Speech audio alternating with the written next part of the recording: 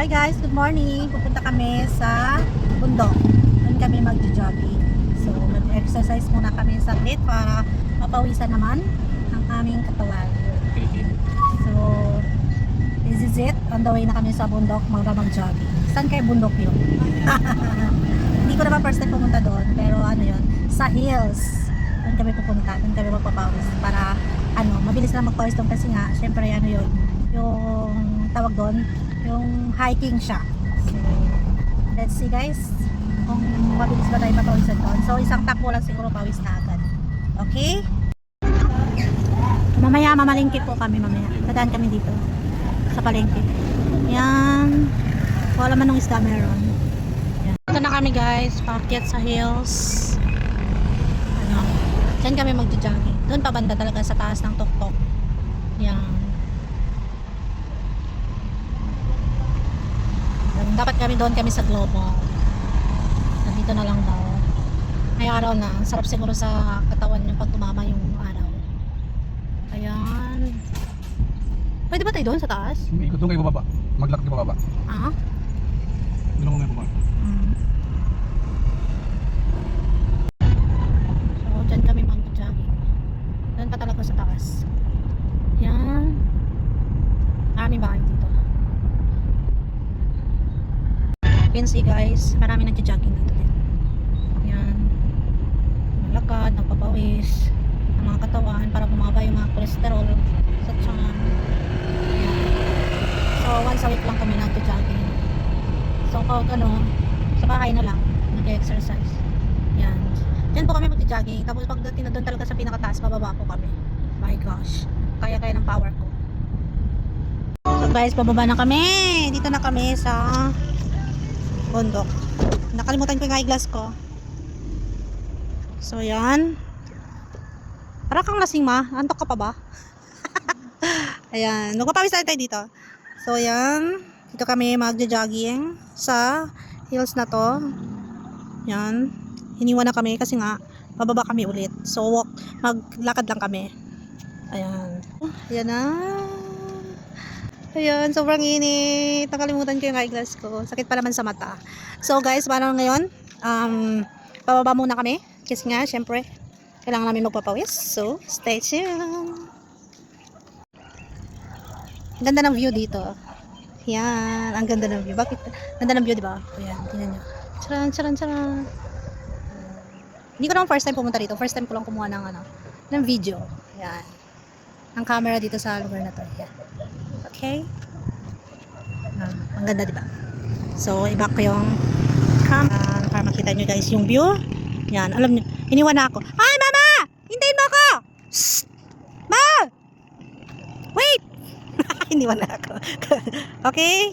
So, bababa ka namin guys. Papunta kami sa baba. So, yun, para lang siyempre mapawisan kami. Mag-exercise muna kami. Bye for now! Jogging na!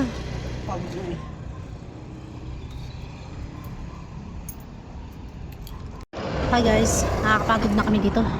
Naglakad kami pababa simula doon sa bundok na 'yon. Sakit ng paa ko. Feeling ko parang may arthritis ako. Yung mama ko.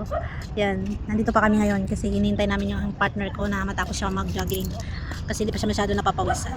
So guys, let's see and stay tuned. Tapos na po kami magpapawis. Uwi na po kami. Alis na po kami. Ayan. Medyo napawisan lang ako. Hindi talaga todo. Dito na kami sa bahay. So, dumaan muna kami sa palengke. Pero sobrang traffic talaga. Napaka-crowded. So, nahirapan kami sa parking. Ay, mango. May mango graham ako mamaya. So, buko. Tapos bumili kami ng 2 tray ng itlog. Kasi mahilig kami sa itlog. And pang lunch namin. So, this is it guys. Bye for now. Hi guys. So, kapag pahinga na po ako. At magluluto po ako pang lunch namin. So, ang lutuin ko ay yung pinalengke namin kanina. Adobong pusit. So, this is it. So, napalit lang ako ng damit.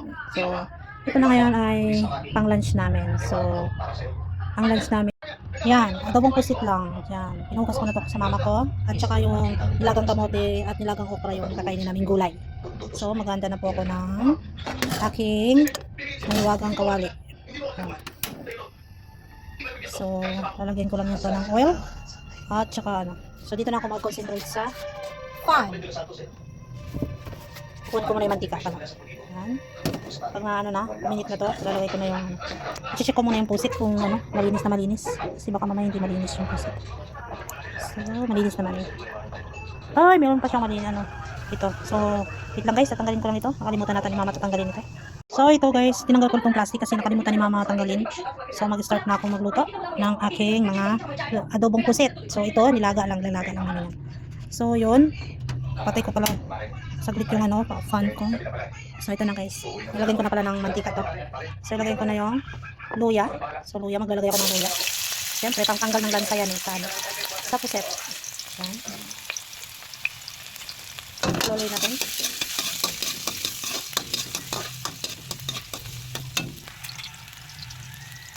And then, sunod ko yung bawang.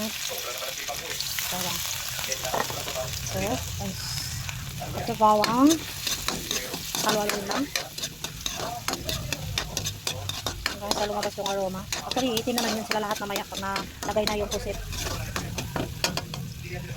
So, sunod ko na yun. So, sibuyas sa kanin. So, yan. Favorite ko yung anak ko pusit. Kasi kung gusto niya, yung mga seafood, naku, gusto niya talaga kainin niya. So, yun, naluin na natin hanggang sa maano lang siya. Actually, ito hindi ko naman talaga ito masyadong ano, dinudurog. Kasi dudurog lang din na nito mamaya. Yan. So, palakasan natin kunti yung apoy. And then, ilalagay na natin yung pusit. Pusit, toyo. Maglalagay pa ako ng toyo. Kasi parang maglagay konti. Toyo, pusit, konting vinegar, and oyster sauce. Mamaya yun, ilalagay. So, ito na, okay na ito guys. Pwede na natin ilagay yung pusit. So, ilagay ko na yung pusit. Dahan-dahan lang. Ayan. So, tayo natin. Haluin pala, haluin. Kayin. Haluin. Lumabas yung pagkabisaya eh. Kayin. So, ito. Haluin na nga din. Medyo malalaki yung pinili ko kasi, ano to eh, yung miligit siya. Mamaya. So, ayan, haluin natin para at least yung mga ingredients na onions maging malasang, ano talaga yung kakapit yung ano niya. Lasa niya doon. Tsaka yung aroma niya. So, yun guys. Takpan muna natin siguro. Well, pwede ko muna ng toyo. Toyo, kunti. Kunti na lang talaga to. So, ubusin ko na lang. Ganyan. Yan. Tapos, try natin. Yan. So, hintayin natin hanggang sama, no? Sa, ano, yung ilang minuto lang. Kumulo na siya. So, haluin natin ulit. Wow. Wow, masarap nito. Haluin lang, no? Haluin. So, ilalagay na natin to yung mga, ano to? Wow. Ano to? Paminta.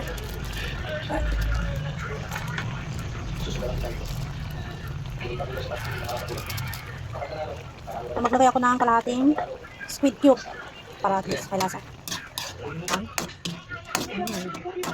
Ay, nakalimutan ko. Of course, yung suka. Mga siguro mga 3 scoop kasi ayaw ko masyado ano, asin. Yan. Yan. Lagyan natin yung pabango. Of course, ano yan. Gusto ko, pag naglagay ako, gusto ko yung paminta, may laurel, ganyan. Kasi at least para mabango siya. Ayun. So, takpan natin sa saglit. Mga ano pa, 2 minutes. So, ito na guys, saglit lang naman. So, ilagay ko lang yung oyster sauce. Yan. Ilagay natin ang oyster. Pag bumili ako ng oyster, yung ganito na sachet. Kasi para at least isang luto, isang ano lang. Yan. Haluin natin.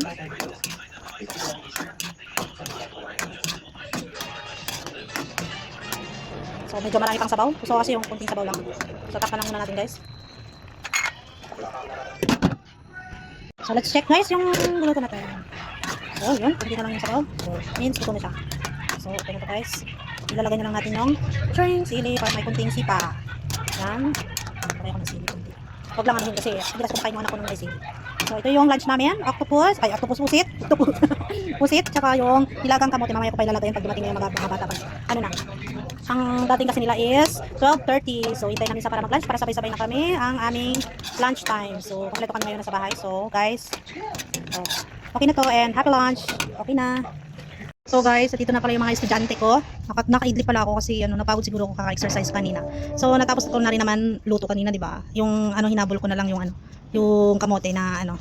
Ano ba yan? Ano ba tawag doon sa Tagalog, ne? Yung, hindi ko alam anong tawag sa Tagalog. Ano ba yung nilaga ba yan? Nilagang kamote. So, yun. Ito na guys, ang ulam namin. So, magla-lunch na po kami. Yan. So, ito na guys, ang bagong ang adobong pusit. So, sobrang bango. So, happy lunch guys. Bye for now. Magla-lunch po na kami.